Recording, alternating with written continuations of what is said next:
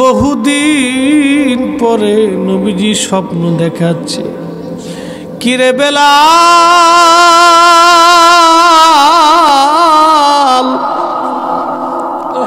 আমার সাথে কেমন জুলুম তুমি শুরু করছো বেলাল?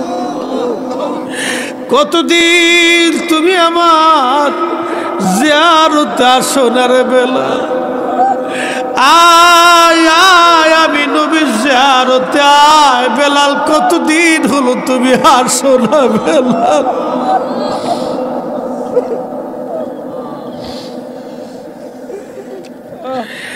একজন সাহাবী নবীরে কতটা ভালোবাসে, নবীজি ডাকতে গেছে, আয় আয়, আমার জিয়ারতে কেন আসো না বেলাল? কতদিন হলো আমার জিয়ারতে আসো না বেলাল? আয় আয় আয়, আমি নবীর জিয়ারতে আয় রে বেলাল। কতদিন হলো আমার জিয়ারতে তুই আসিস না?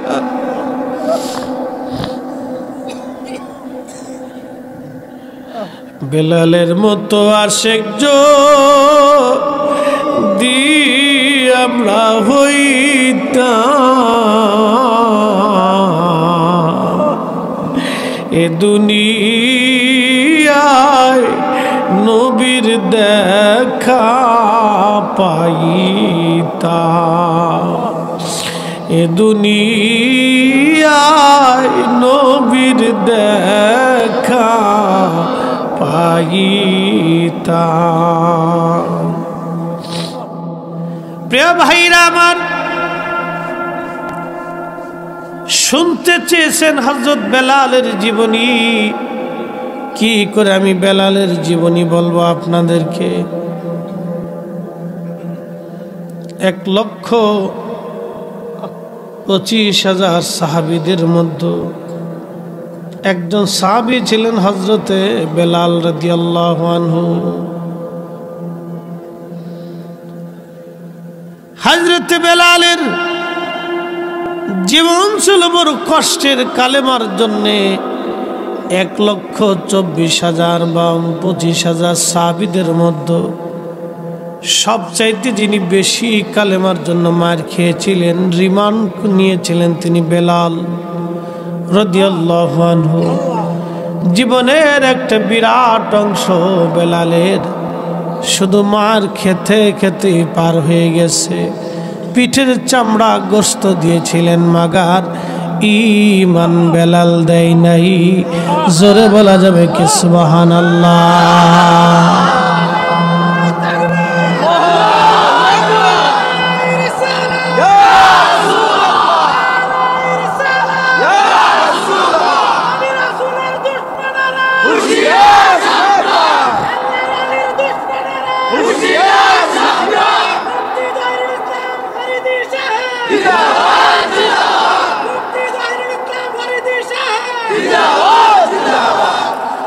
আমি জানি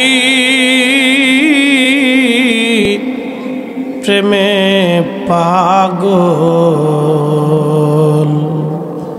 সে তো মদিনা। আমি জানি প্রেমে পাগল, সে তো মদিনা। প্রেমানলে পুরে মরি, প্রেমানলে পুরে মরি, ওহে রব্বানা। আমি জারি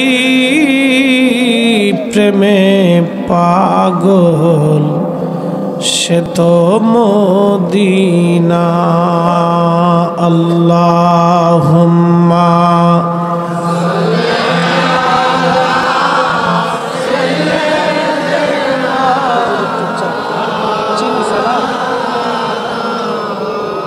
মুহাম্মাদ ওয়ালা আলি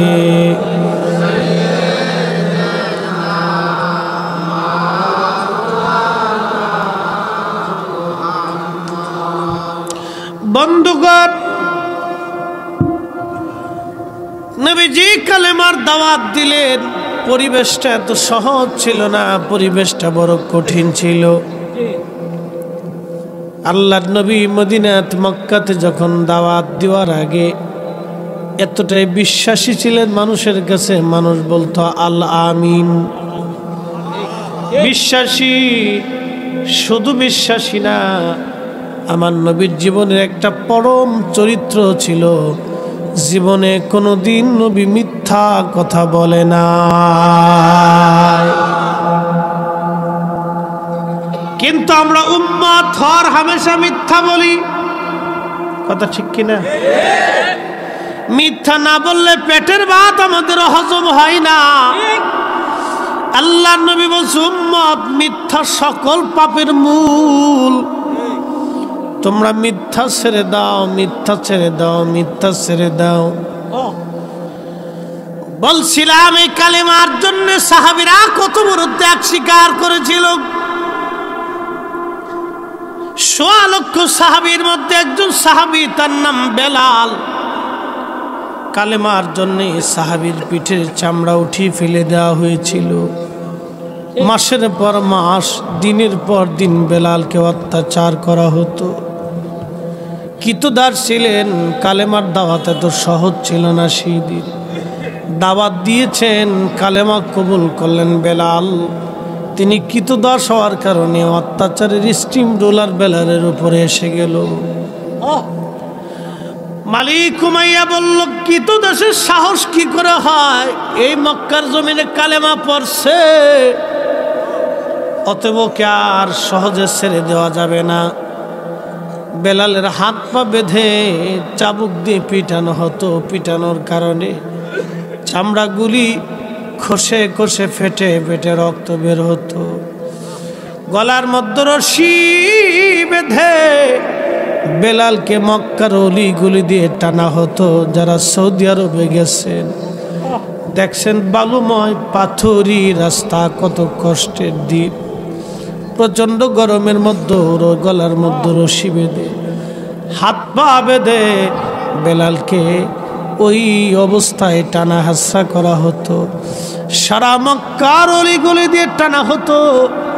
কেউ সেই দিন তাকে ঠেকাইতে যাইতো না, কেউ তাকে বাঁচাইতে যাইতো না। সেই দিন বেলাল শুধু বলতেন আহাদ আহাদ আহাদ আহাদ, আল্লাহ এক, আল্লাহ এক, আল্লাহ এক, আল্লাহ এক, আল্লাহ এক, আল্লাহ এক, আল্লাহ।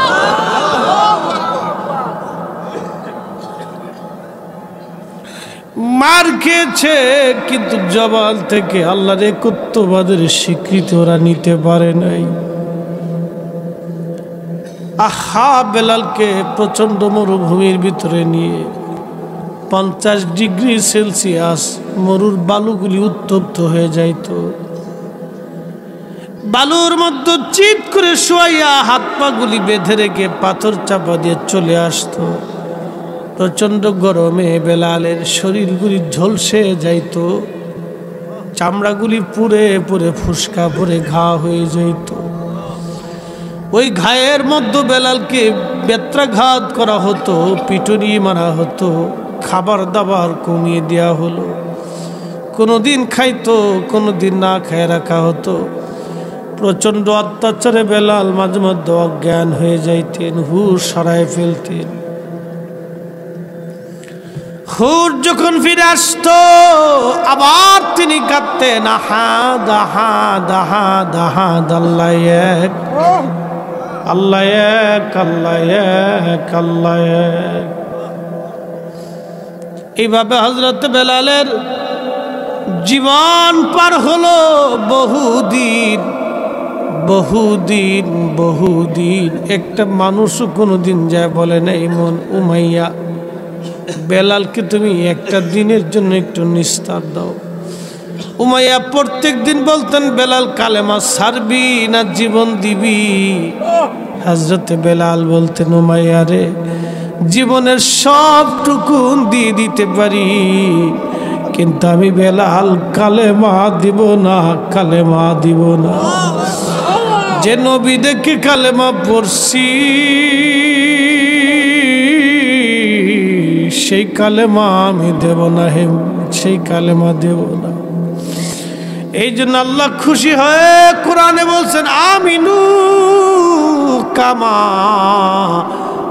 আমানান নাস।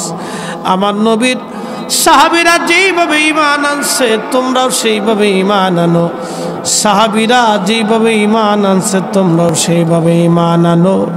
একবার জোরে বলা যাবে কি সুবহানাল্লাহ।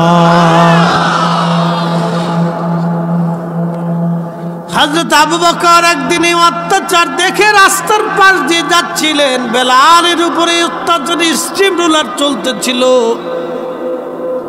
আবু বকরের মনে বড় দয়া লাগছে। নবীর দরবারে যা বলেন হুজুর বেলালের এমন কষ্ট সহ্য করা যায় না, ইয়া রাসূলুল্লাহ অনুমতি যদি দেন তাহলে আমি বেলালকে টাকা দিয়ে কিনে আজাদ করে দিতে পারি। বহু টাকা দিয়ে বেলালকে কিনে আনা হলো। সেই দিন আজাদ করে দিলেন হযরত আবু বকর সিদ্দিক। হিজরত করে নবীজি মক্কা থেকে মদিনায় চলে গেলেন। এই যে মেরাজের রাত, মেরাজের মাস চলতেছে। মেরাজ হয়েছিল হিজরতের 1 বছর আগে। মেরাজ করে আসার পরে নবীজি ডেকে বলেন বেলাল একটা বিষয় আমাকে বলবা। বলেন ইয়া রাসূলুল্লাহ আমি নবী যখন মেরাজের রাত্রিবেলা জান্নাত ঘুরতে ঘুরতে দেখতে দেখতে জান্নাত দেখতে গেলাম। আমার উম্মতকে কোথায় রাখা হবে এই জান্নাত দেখার জন্য আমি জান্নাতে গেলাম। যাইয়া দেখি রে বেলাল তোর পায়ের আওয়াজ আমার আগে আগে পাওয়া যায়।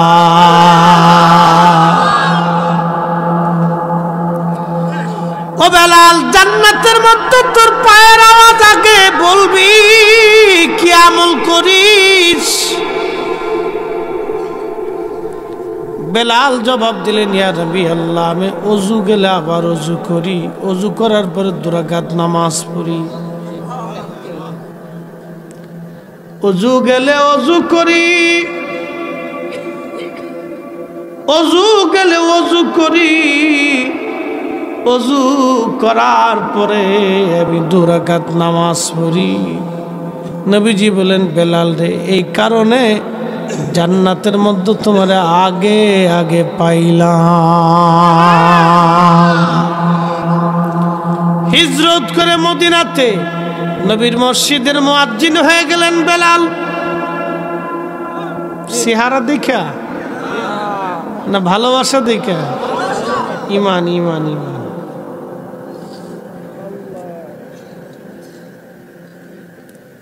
নবীর মসজিদের ইমাম মুয়াজ্জিন কি 4টিখানি কথা যে মসজিদের নামাজ রানিং খতিব রাসূল করিম। হাই হাই ইমাম নবীজি সাহাবীরা মুসল্লি কত বড় দামি ইমামের মুয়াজ্জিন হযরতে বেলাল। আরে শিক্ষার কারণে না, চেহারার কারণে না, বংশের কারণে না, মোহাব্বতের কারণে। এই জন্য ইসলামের মধ্যে কোনো বৈষম্য নাই, ধনী দরিদ্রের কোনো তফাৎ নাই। আল্লাহর ঘর মসজিদ সবার জন্য সমান। এখানে মুতল্লি সভাপতি ইমাম মুসল্লি খতিব সবাই আল্লাহর গোলাম, সবাই মসজিদের খাদেম। কথা বলেন ঠিক কিনা?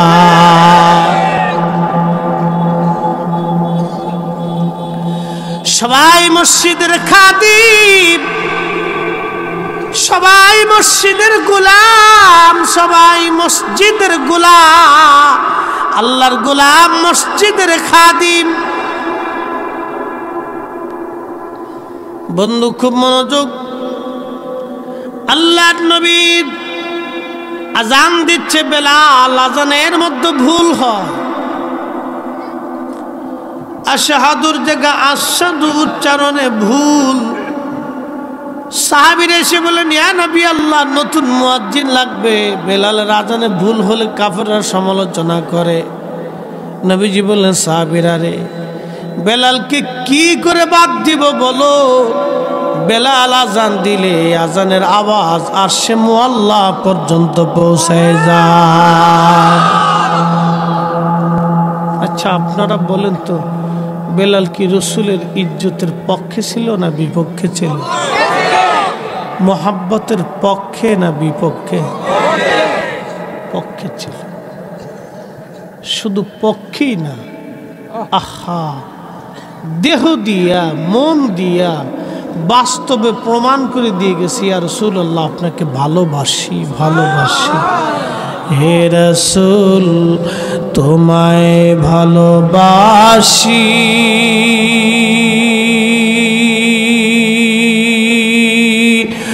অন্তরে শুধু মুখে নয়, জান্নাতের আশায় নয় হে রাসূল, জাহান্নাম কেউ ডরি না। তোমায় পাওয়ার আশায় মন ছুটে যায় মদিনায়,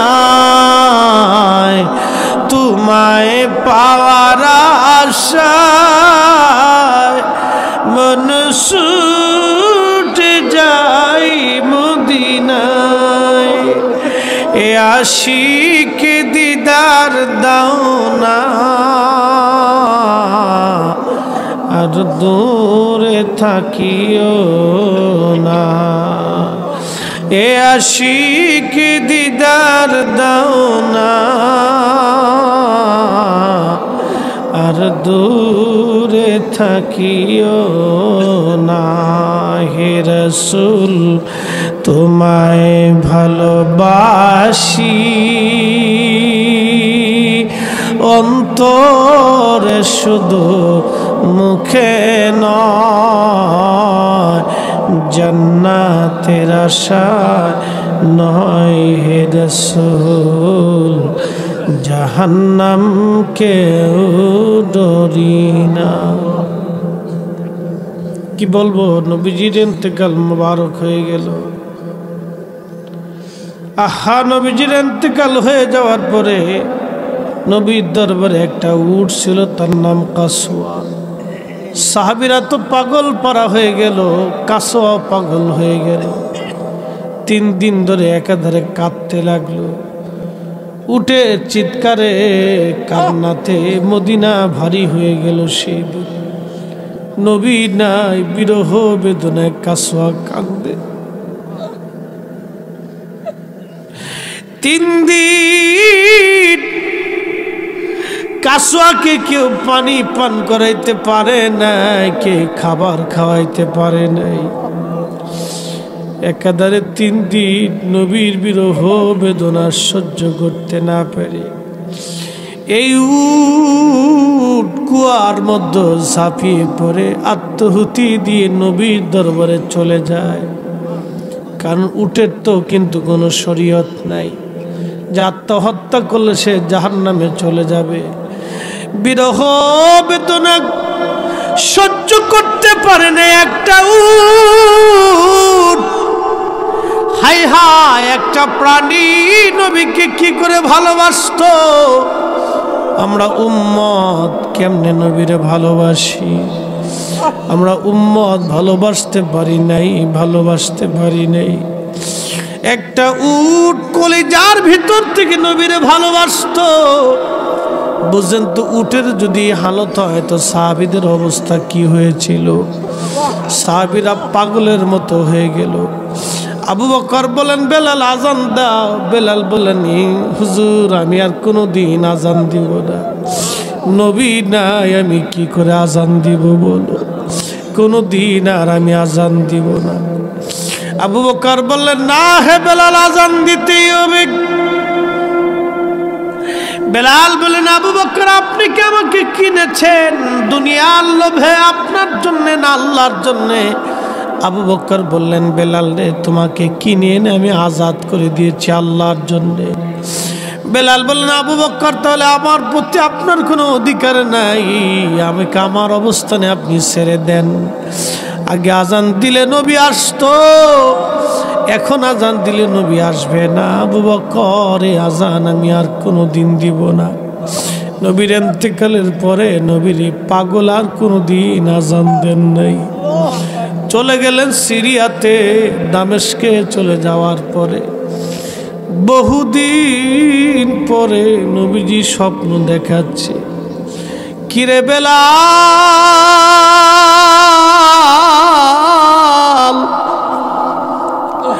আমার সাথে কেমন জুলুম তুমি শুরু করছো বেলাল? কতদিন তুমি আমার জিয়ারতে আসো না রে বেলাল?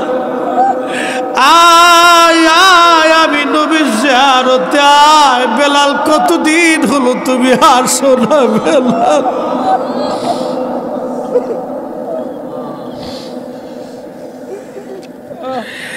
একজন সাহাবী নবীরে কতটা ভালোবাসকে, নবীজি ডাকতে গেছে, আয় আয়,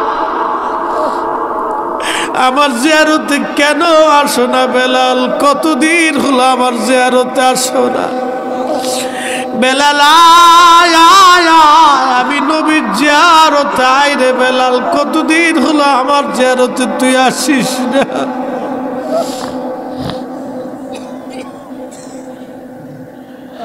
বেলালের মতো আশেক যদি আমরা হইতাম, এ দুনিয়ায়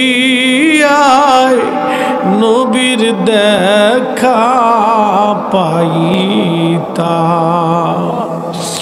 এ দুনিয়ায় নবীর দেখা পাইতাম।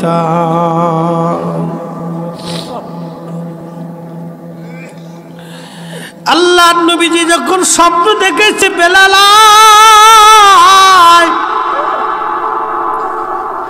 তাড়াতাড়ি আয় বেলাল, আমি নবীর জিয়ারতে আয়, কেমন জুলুম তুমি শুরু করছো আমার সাথে? এই স্বপ্ন দেখার সঙ্গে সঙ্গে বেলাল দেরি করেন নাই, শুধু সিরিয়া থেকে রওনা দিছে। কোন কোন বর্ণনা আসে জুতা ছিল না, খালি পায়ে হাঁটা শুরু করছে। সোয়ারি ছিল না, হেঁটে হেঁটে সিরিয়ার দামেস্ক থেকে বেলাল আসছে। নবী ডাকছে, পায়ে হেঁটে হেঁটে বেলাল আসছে, পায়ে হেঁটে হেঁটে। আপনি চিন্তা করবেন কি, সুদূর সিরিয়ার থেকে মদিনা বহু দূরের রাস্তা, বহু দূর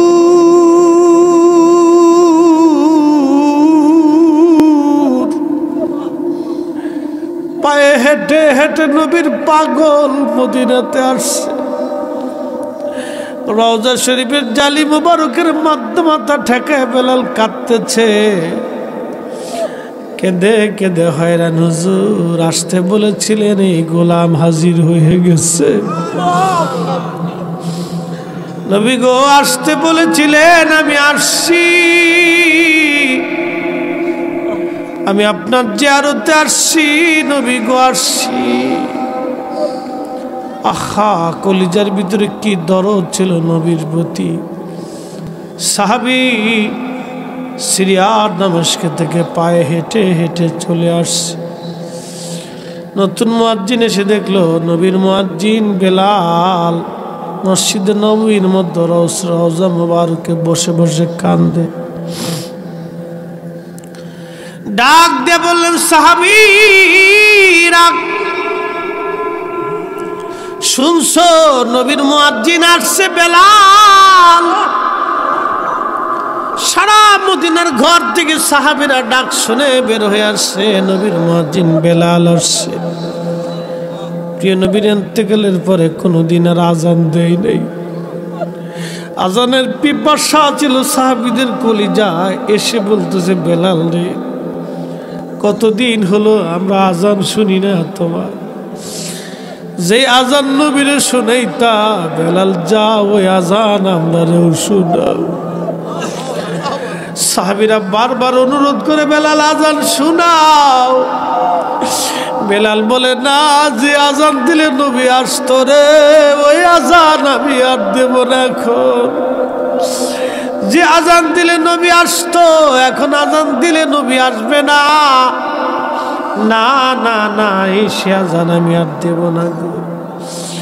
সাহাবীরা বললেন আমরার কথা বেলাল আজান দিবে না। যাইয়া দেখো হাসান আর হুসেন ঘরের মধ্যে আসেনি। ইমাম হাসান আর হুসেনকে ডেকে নিয়ে আসা হলো। ইমাম হাসান হুসেনকে দেখতে নবীজির মতো দেখা যাইতো, নানার চেহারা তারা পাইছিলেন। আহা, নানার চেহারা তারা পাইছিলেন। রওজা শরীফ থেকে উঠে কলিজার তৃষ্ণা নিবারণের জন্য হযরতে বেলাল রাদিয়াল্লাহু আনহু ইমাম হাসানের বুকের মধ্যে মাথা ঠেকায় কাঁদতেছে। আবার ইমাম হুসাইন রাদিয়াল্লাহু আনহুমার বুকের মধ্যে মাথা ঠেকায় কান্দে। হযরত বেলাল কাঁদতেছে, সাহাবীরা এই দৃশ্য দেখে কাঁদতেছিল। তখন হযরত ইমাম হাসান ডাক দিয়ে বলেন, নানার মুয়াজ্জিন, যেই লাহান দিয়ে নানার আজান শুনাইতা মিনারায় যাও, ওই লাহান দিয়া আজকে আজান শোনাইবা। আমরা যে তার আদরের উম্মত, উম্মতের করলাম কি? আমরা যে তার আদরের উম্মত, কয়দিন কেন্দেছি। রসুল আমার আল্লাহর হাবিব, আখেরি নবী,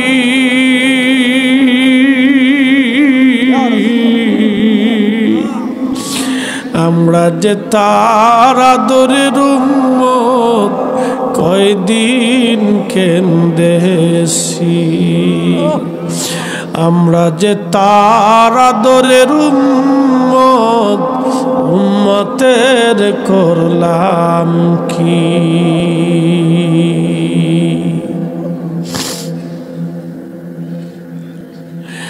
হযরত বেলাল একটা দৌড় মারছে। ইমাম হাসান বলছে আর দেরি নাই, নবীর দৌহিত্র বলছে। ইমাম হাসান বলছে আর দেরি করেন নাই। যে বনু নাজ্জার গোত্রের মহিলার ছাদের উপরে দাঁড়ায় বেলাল আজান দিতেন, দৌড়ায় ছাদের উপরে উঠলেন, আজান শুরু করলেন হযরতে বেলাল। আল্লাহু আকবার, আল্লাহু আকবার। আজান দেওয়ার পরে সারা মদিনা থেকে সাহাবীরা ঘর থেকে বের হয়ে দৌড় মারছে। বুঝি নবী বুঝি আসছে রে, মনে হয় নবী বুঝি ফিরে আসছে রে। আল্লাহু আকবার, আল্লাহু আকবার। মদিনার ঘর থেকে বৃদ্ধরা পর্যন্ত বের হয়ে দৌড় মারছে। আশহাদু আল্লা ইলাহা ইল্লাল্লাহ। মহিলারা বাচ্চা কাচ্চা নিয়ে দৌড় মারছে। বুঝি রে মদিনায় নবী ফিরে আসছে।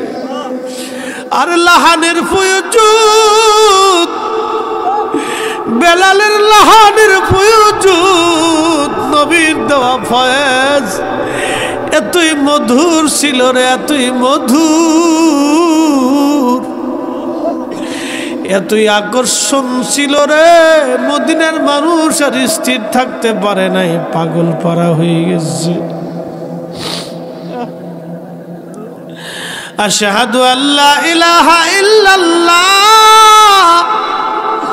মদিনার সমস্ত মানুষেরা কেঁদে কেঁদে হয়রান। সারা মদিনার মানুষ ডুকরে ডুকরে কাঁদতেছে। নবী বুঝি ফিরে আসছে রে, নবী বুঝি ফিরে আসছে।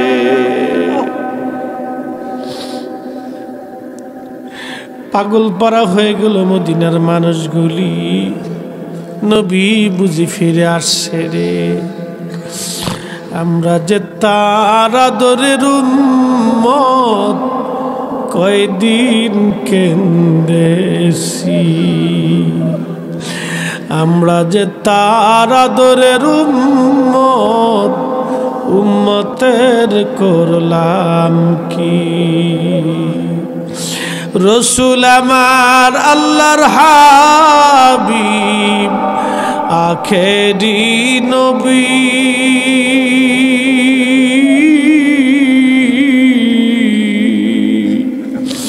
আমরা যে তার আদরের উম্মত, উম্মতের করলাম কি? আহা, আমরা যে তার আদরের উম্মতের করলাম কি?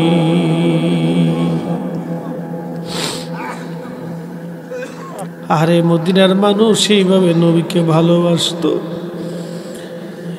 সারা মদিনার কান্নার রোল, মানুষ ডুকরে ডুকরে কাঁদতেছে। মদিনা সারা অঞ্চল থেকে কান্নার আওয়াজ আসতেছে। বেলাল যখন বলে না শাহাদু আন্না মুহাম্মাদার রাসূলুল্লাহ,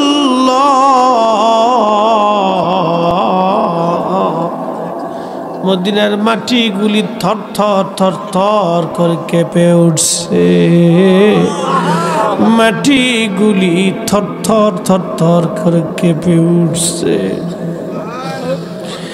নবীর মুয়াজ্জিন অজ্ঞান হয়ে গেলেন, আর আজান দিতে পারেন নাই। হুশ ফিরে রওজা মোবারকে বসে বসে কাঁদে। হুজুর, আপনি আসতে বলেছিলেন, আমি আসছি। গোলাম হাজির হয়ে গেছে।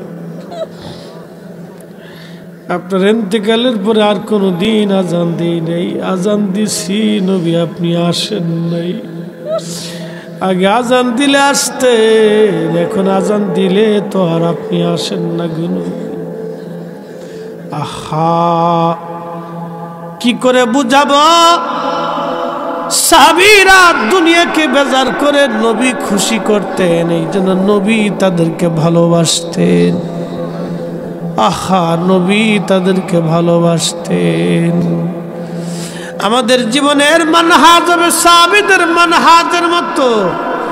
দুনিয়ার মানুষ বেজার হবে, স্ত্রী বেজার হোক, সন্তান বেজার হোক, প্রতিবেশী বন্ধু বান্ধব সবাই বেজার হোক, আমরা নবী খুশি করব, নবী খুশি করব। কথা বলেন ঠিক না বেঠে? রাজি আছে? হ্যাঁ, তুই করে বলেন আসেননি।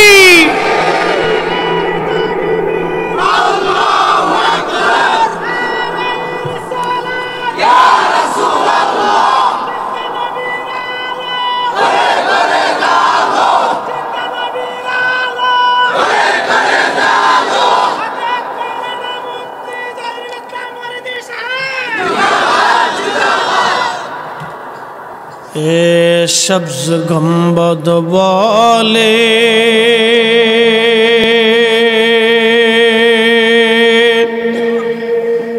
मंजूर दुआ करना, जब वक्त न जा आए आका दीदार आता करना, दीदार आता करना।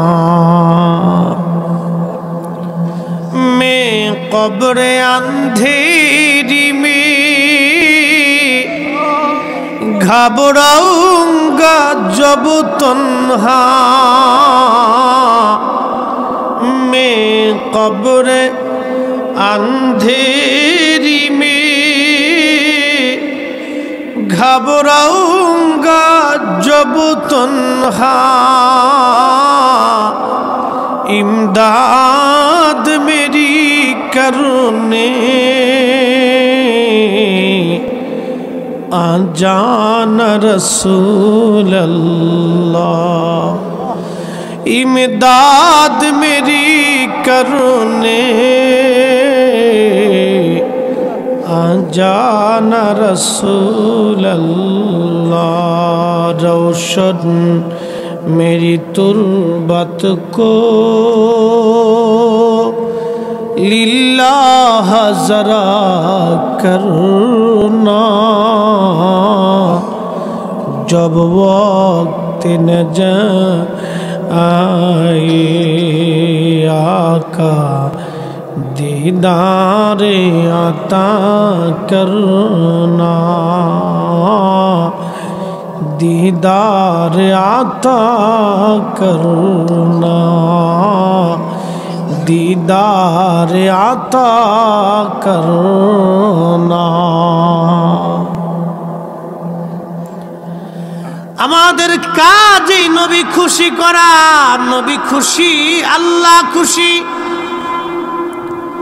কোরআনে আল্লাহ বলেন, কুল হুজুর আপনি বলে দেন, ইন কুনতুম তুহিব্বুনাল্লাহ ফাত্তাবিউনি ইউহিব্বুকুমুল্লাহ